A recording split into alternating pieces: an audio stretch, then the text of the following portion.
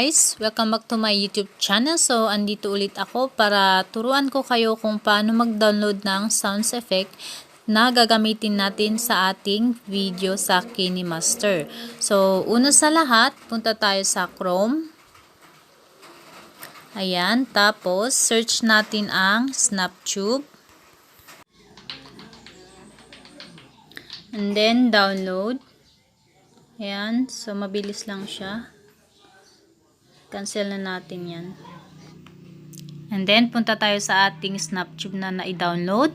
Tapos, doon tayo mag-download ng ating sounds effects. So, ayan.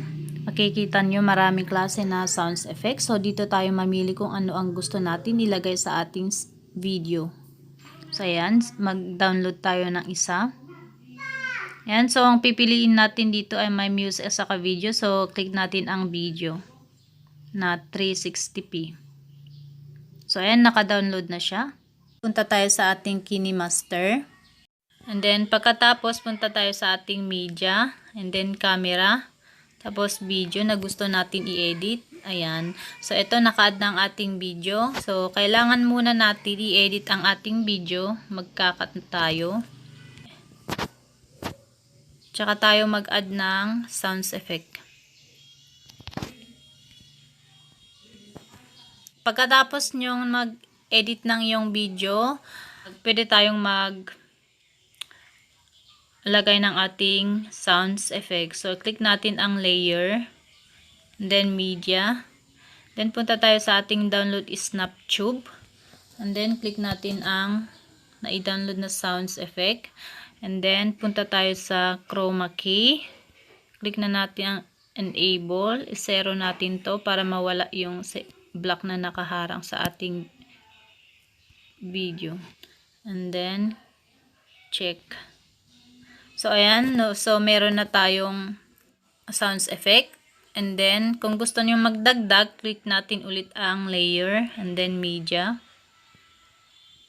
So, ayan. Click na natin ulit to. Ayan. Cut ulit. And then, pwede natin idugtong dito sa tabi ng sounds effect. Ayan. So, mag-a-add ulit tayo. So, mag-a-add ulit tayo. Ayan. So, ito ang i-add natin. Ayan. Masyadong mahaba siya. So, kailangan natin putulin dito sa kabila. Play nga natin.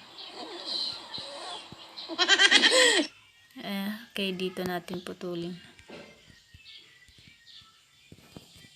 Then, dugtong natin dito. Adjust na natin. Okay, and pagkatapos dito natin putulin. Yan, nakapantay na siya. Then, right. Trim. And then, pagkatapos nito, na naka-adjust ng ating sounds effect, yung emoji ang delete natin. Okay. Enable, i-zero natin yan. Para hindi siya makita. Yan, check. So, ito ang emoji na kailangan natin i-edit at i-adjust dito sa taas na gilid. So, kailangan natin i-crop para ma-resize ang size niya kasi masyadong malaki.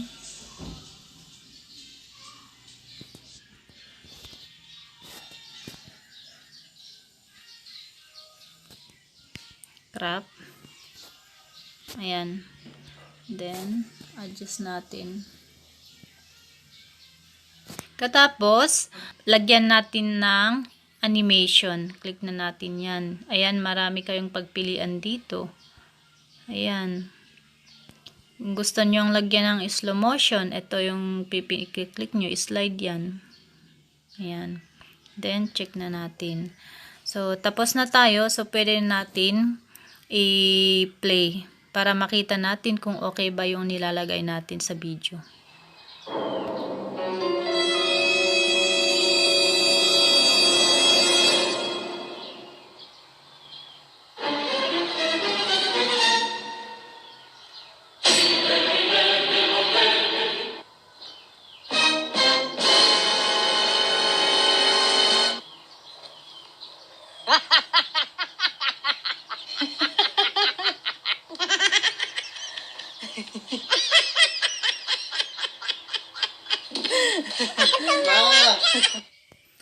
Pagkatapos nyan, so okay na ang ating video, pwede na tayong maglagay ng ating intro.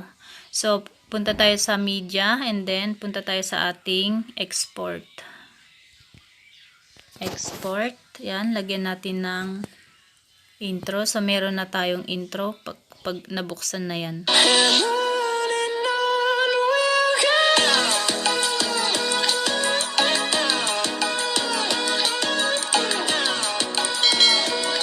So, ayan, tapos na ang ating na-i-edit na video at may sounds effect. So, pwede nung i-export na to. Ayan, click na natin ang meron dito sa gilid. Ayan, export. Ayan, export na natin. Pagkatapos, is check nyo kung andun saan yung gallery, YouTube channel.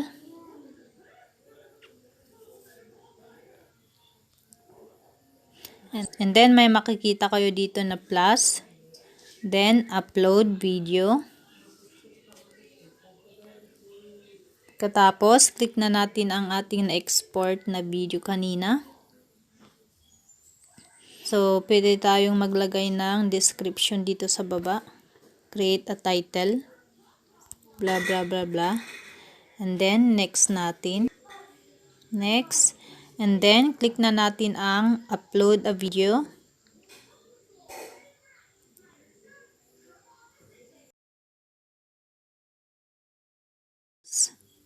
So, ayan, nag-upload na siya. Ayan. So, ganun lang po kadali maglagay ng sounds effects sa ating video.